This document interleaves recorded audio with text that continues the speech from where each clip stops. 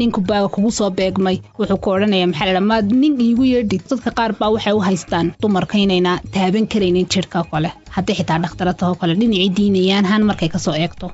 waa caqabadaha ay la kulmaan gabdhaha dhaqaatiirta ee ka shaqeeya dhulka Soomaaliyeed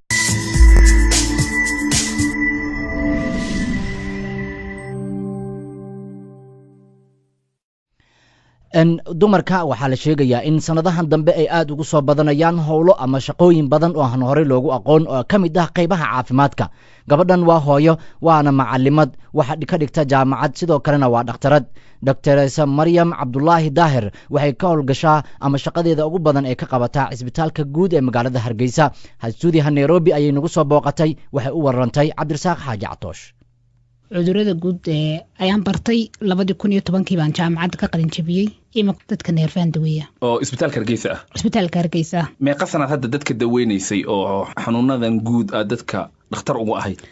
ilaa 2010 meelaha 6 sano imaka marka wasaaradda caafimaadka hoos tagtay ee Soomaaliland wasaaradda caafimaadka ka tirsanay xanuunada ugu badan ee daweysa maxaa kamid ah Maryam markii hore intaanan neerfaha noqonin waxaan daweyn jiray cudurada guud oo dhan especially dumarka iyo caruurta inta badan markii dambe waxaan noqday waxaan ka shaqayn jiray qaybaha HIV-ga iyo cudurada la kala qaado sida TB-da labadii sano ugu dambeeyay waxaan toos ula shaqeeyaa dadka neerfaha markaynu dhahno waxa weeyaan stroke oo kale qalalka caruurta gariirka dhabar xanuunka waxaasoo dhan lugahoo dadka baktiya marka areadan aad uga shaqeeya isbitaalka Hargeysa ka howlgashaa Soomaalida ma ku badan yahay cudurka neerfaha imika waxaynu oran karnaa caalamka kale marka la eego WHO waxa batay cudurada aan la kala qaadin yani cudurada ay sababto lifestyle-ka ama si qofku nool yahay ha noqoto dhiikarka kale imika cudurka stroke oo kale waxa keena dhiikarkaasoo maskaxda ku qarxay xididadii marka waxa u badan yihiin waliba ragga marka stroke wuxuu ka yimaadaa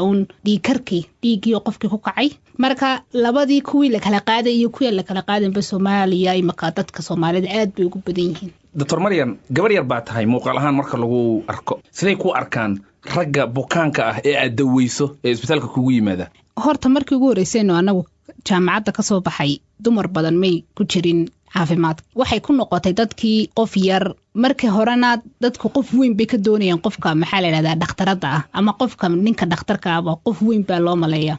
markaan soo baxnay dadku waxay nagu oran jireen igu yeedh dhakhtarka qayamaya ana dhakhtarada marka inaad adigu soo saarto dadkii la hadashood ku tiraado gabadhi way noqon kartaa dhakhtarad kadib dadkii ma wayla soo qabsanayaan laakiin inta badan cudurada qaar aad bay ugu adagtay in dumar daweyso especially Soomaalida dhexdeeda inaad eegto kale maxaa la inaad ku tiraado lugtanaan eegaya imka qofku markuu stroke hayo kale yani nin bukaan ku soo beegmay ninku baa kugu soo beegmay wuxuu ku oranayaa maxaa la ma nin igu yeedhid marka cala aqal waxay u baahan yihiin imaka laakiin ilaa maalintan soo baxay ilaa imaka wax badan way isbedeleen laakiin still waxaynu u baahannahay dadkeena awareness inay gabadh ay qaban karto hawl ama rag ay u qaban karo waxaad soo qaaday in ragga bukaanka ku yimaada ee aad daweynayso qaarkood ay diidaan in jirkooda aad taabato ama aad eegto maxaad samaysaa markay saa dhacdo saasoo kale markay dhacdo waxaan u yeedhaa